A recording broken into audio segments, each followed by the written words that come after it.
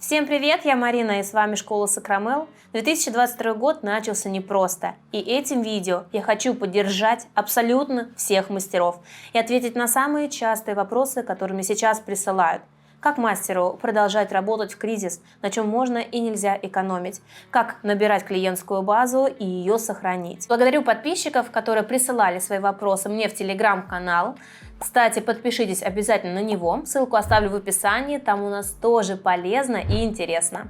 Сразу хочу оговорить, что я не политик, не психолог, и в этом видео выскажу свой взгляд на происходящее как эксперта в нейл-индустрии. Самое главное, к чему я сейчас призываю, это спокойствие.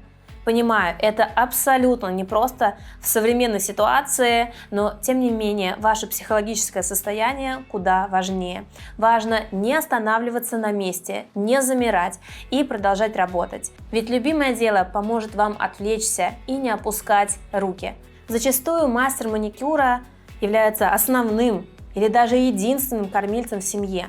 На нем большая ответственность, это оплата ежедневных расходов, детских садиков, коммунальных платежей и так далее. Нам придется приспосабливаться к современным реалиям и продолжать жить и работать. Закроется ли маникюрный бизнес?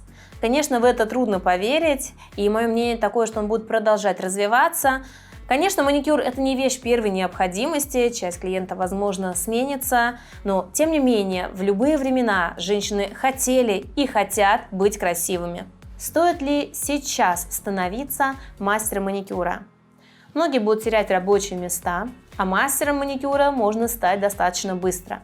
Например, в нашей школе базовый курс маникюра проходит 4 дня. После этого вы получаете профессию и уже можете работать с клиентами, начать зарабатывать.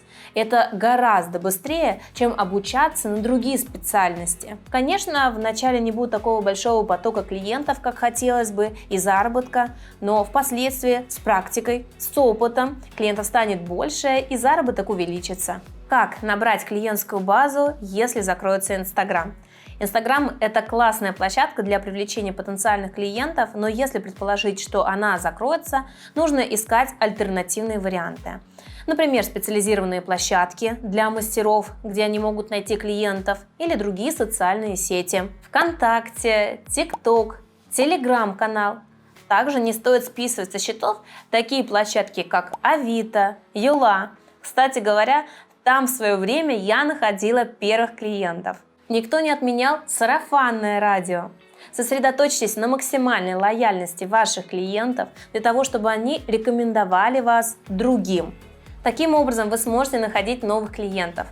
В это сложно поверить, но еще несколько лет назад мы бросали визитки в почтовые ящики, расклеивали объявления о том, что делаем маникюр, и как-то все равно развивались и находили клиентов.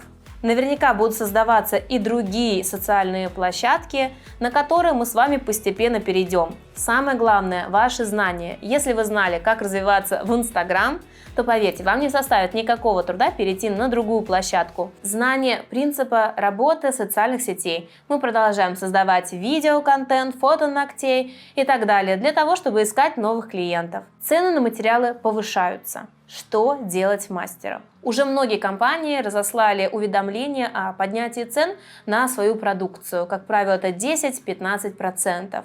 Давайте подумаем, на чем можно сэкономить, а на чем нельзя. Если рассматривать основные материалы, которые контактируют с ногтевой пластиной, это базовое покрытие, гели для укрепления, топовые покрытия, на них бы экономить я не стала. На чем мы можем сэкономить? Например, цветные гель-лаки. Их количество. Очень часто мастер покупает один основной цвет с блестками, перламутровый и так далее. Хотя мы сами можем добиться таких оттенков путем смешивания. Или исключить похожие парные оттенки. Также мы не можем экономить на рабочем инструменте, на аппарате, на фрезах, на кусачках и ножницах. Ведь это то, от чего напрямую зависит наш результат. Расходные материалы предлагаю закупать сразу в большом количестве, чтобы сэкономить на стоимости. Например, вы можете договориться со знакомыми мастерами или салоном, сделать большую закупку совместную и затем уже поделить товар. Таким образом, стоимость одной единицы вам выйдет гораздо дешевле. Стоит ли сейчас поднимать цены на услуги? Да, стоит, поскольку материалы подорожали, значит увеличилась себестоимость выполняемой процедуры. Возможно, многим из вас страшно поднимать цену или как-то стыдно, кажется, что все клиенты разбегутся и уйдут от вас. Важно клиента к этому подготовить, то есть не поднимайте цену резко и спонтанно, обязательно уведомляйте клиентов о повышении прайса. Например, делаем рассылку в ваших социальных сетях или WhatsApp. Дорогой клиент, с 1 апреля стоимость процедуры увеличится на такую-то стоимость и обоснуем почему. За счет подорожания материалов. Далее уже сам клиент решит, готов ли он платить такую стоимость за маникюр. Но помните, что помимо самого маникюра нужно и оказывать высокий сервис. Ты знаешь, я так сказала, как будто бы всем чай подавай. Но помните, помимо маникюра важно предлагать и высокий сервис. Конечно, часть клиентов отсеется, это неизбежно при любом поднятии цен, но на их место впоследствии придут новые клиенты. Стоит ли переезжать в другую страну и работать там мастером маникюра? Конечно, это классная идея. Представляю, как я где-нибудь в Турции или в Дубае, в теплой стране, пилю ноготочки и радую своих клиентов. Было бы здорово.